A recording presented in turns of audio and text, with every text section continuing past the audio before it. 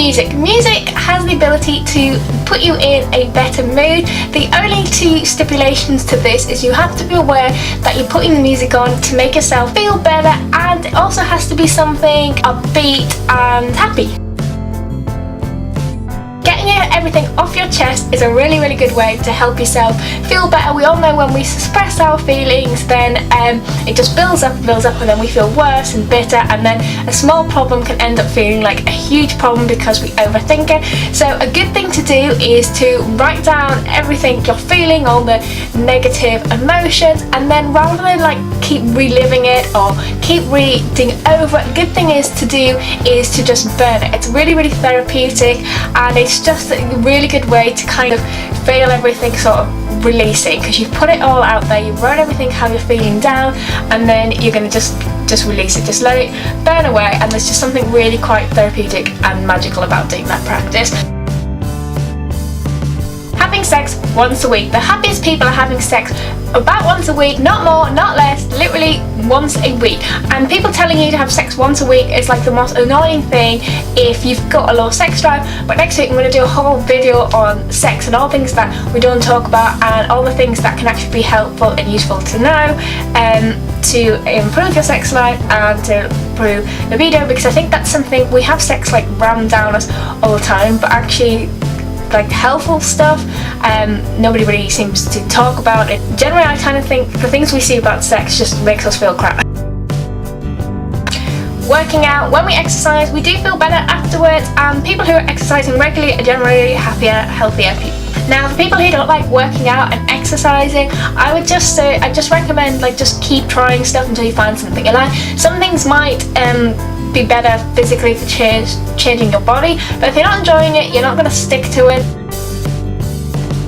The happiest people are the people that are most grateful. So even if you're generally a pretty grateful person for everything you have, there's something really powerful about getting into a practice of writing down everything that you're really happy for. Now, self-respect, self-value all start with self. So to be happy, you've got to take care of yourself. When you take care of yourself, you can take care of everyone else much better. People who don't take care of themselves end up run down, they end up bitter, they end up resentful, depressed and stressed. So even if you think you don't have time to look after yourself, you don't have to like schedule like huge amounts of time, but you just have to kind of prioritize and schedule in some time for yourself, even if it's like just 10 minutes to read, just chill, have a cup of tea, do your nails. It don't really matter, it doesn't have to be anything lavish, or even if it's just 5-10 minutes a day. Like self-respect, self-value, everything starts with looking after yourself. Happiness is like from within. Working on personal development and self-care, it really goes a long way to making you feel happier. There's nothing like reading a really inspiring book or watching something like a TEDx talk and something really motivational, inspiring. A lot of us don't make time to actually sit down and watch those things, and instead we just watch mind-numbing TV, which sometimes can actually make us feel really good. I love nothing more than like watching Made in Chelsea, but overall it's generally not bettering my life that much, where sometimes if I watch something really inspiring, it can have an impact on my life. I know when I watched the TEDx talk with Brene Brown on the power of vulnerability, that really changed things up for me. The same as when I listened to the audio with Elizabeth Gilbert on Big Magic. That was a massive breakthrough for me to get into action and to do stuff, and that's made me feel happier. Planning a vacation has the ability, and this has been proven over study time and time again, to make you feel happy. You don't even have to go on the vacation, but just imagining it, thinking about it, planning, discussing it with friends can really put you in a better mood, and the research indicates you can do that for up to 8 weeks, even if you don't actually take the holiday.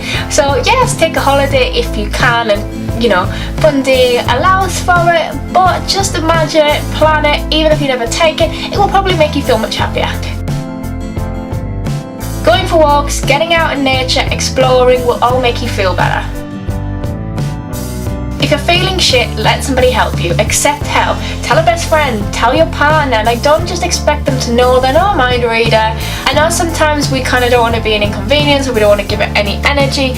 And I'm all for that, and sometimes that works, just not trying to think about it. But if it keeps bubbling up and something's really bothering you, you need to ask for help, you need to speak to somebody, but just make sure it's somebody that genuinely really cares about you and somebody you can trust, not on your Facebook profile. Like, keep it to somebody who really gives a fuck about you, and don't tell the world about it.